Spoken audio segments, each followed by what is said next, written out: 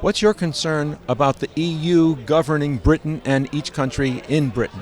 Well, my first thing about the European Union is it's part of a globalist agenda in which it's designed to destroy the nation state and destroy the fabrics of those nation states so that we can have a globalized world run by autocrats and those in charge of governments who are not necessarily in power because of elections. And so one of the most important facets about that is to destroy the communities which people live in and the societies they have, and you do that by having mass migration.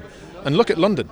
London is unrecognisable in terms of the post-Second World War community of mainly indigenous Brits with nationalities in there that will help support the nation and also enhancing the nation, to the extent that now over 50% of central London, or we might even argue Greater London, is non-UK born. And you can see that in the way that they vote, which is pro-Remain, not Leave, in the way that they support socialist agendas when they're only there for short periods of time. And they're not really looking at the longevity of Britain, its history and its culture. They're looking at the short-termism of what they can fill their own pockets and how they can satisfy their own needs in those communities they live in. But I have seen the north of England change. There are communities now that are totally segregated in Yorkshire, whether they're in Bradford or outside in Birmingham, which you'll see the great parks full of the Muslim communities with women who are completely covered up.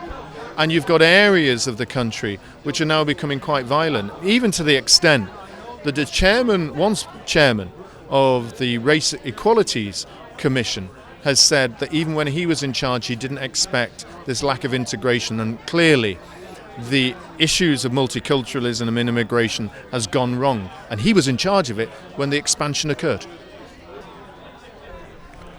What advice would you have for Americans from the British experience in conservatism in this regard? First of all, be aware that in the conservative movement there are those which we call CNOs in the UK, Conservatives in name only, which are really Liberal Democrats and Socialists. Seek them out, isolate them, remove them from the conservative movement. Secondly, be unified.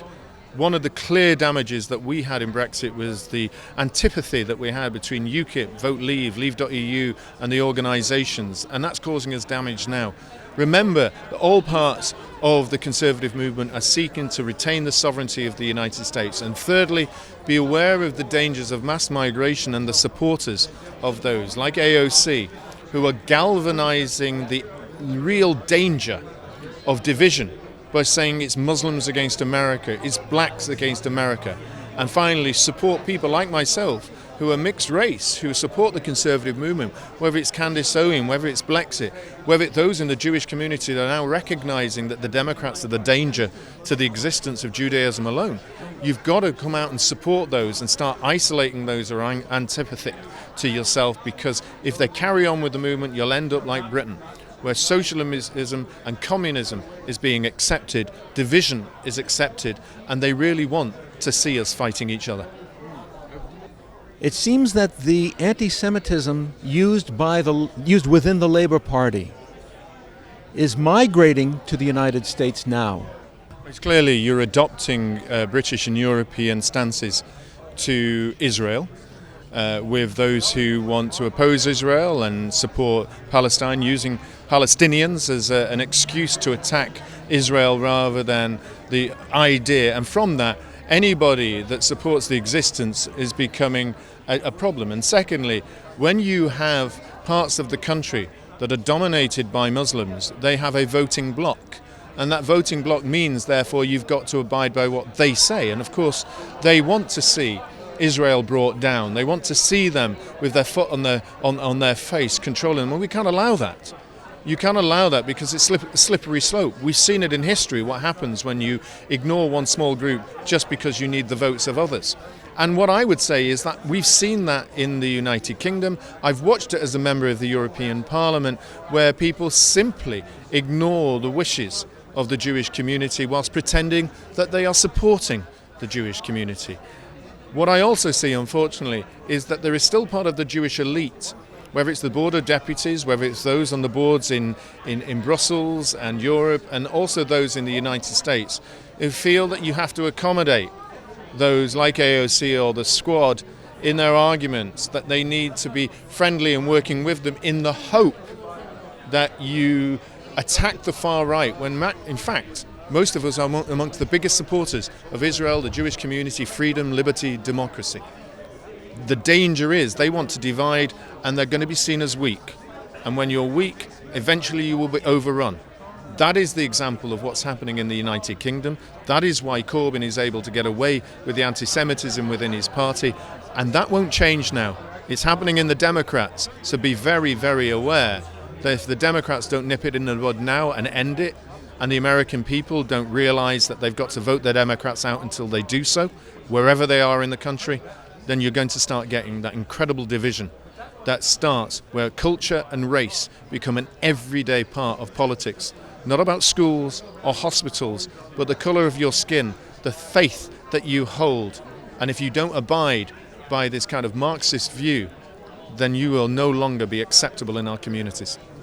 But didn't this occur to Jewish supporters of Labour, who are lifelong supporters of Labour? And now, I mean, of course, by the time that they didn't stop it, it's now too late. Well, they didn't stand up for it. They tried to accommodate it. They tried to appease the anti-Semites. They tried to appease communities that were hiding in full flow to them with a different agenda behind them. And now you can see in the Labour Party and the Labour movement that many strong supporters of Israel, the Jewish community, are being forced out. MPs are resigning. Members of the House of Lords are switching. Supporters are going. You cannot stop that wall of hatred if you've never stopped it at the beginning. And when you oppose the people that support you and appease the people that oppose you, then eventually you're going to have one winner, and that won't be your supporters. Do you suppose that that's occurring in the Democrat Party in the United States? I think from my vision as somebody looking outwards, inwards to the Democratic Party, they're falling head over heels to this ridicule. They see Trump as such an enemy, they don't care how they manage to get it. So for us, watching those young politicians using the politics of race, using the politics of black against black, if you're not a black Democrat, you can't believe in black rights. If you're not a Muslim Democrat, you're not against Muslim rights. If you can't see that very clearly, there is something palpably wrong with your analysis of politics. It's happened in Europe. We've tried to warn you with that happening in the Labour Party.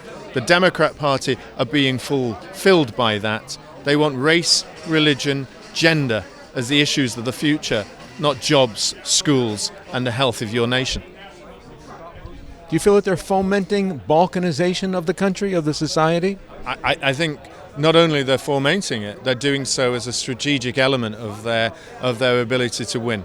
They want to drive, as we've seen in the Brexit movement, that you were thick or stupid or ignorant if you voted for Brexit. What is it that Hillary Clinton called you? The deplorables. If you were a voter for Remain, you were the intellectual elite, you were smart, you were clever. Only the smart and clever ones vote for the Democrats.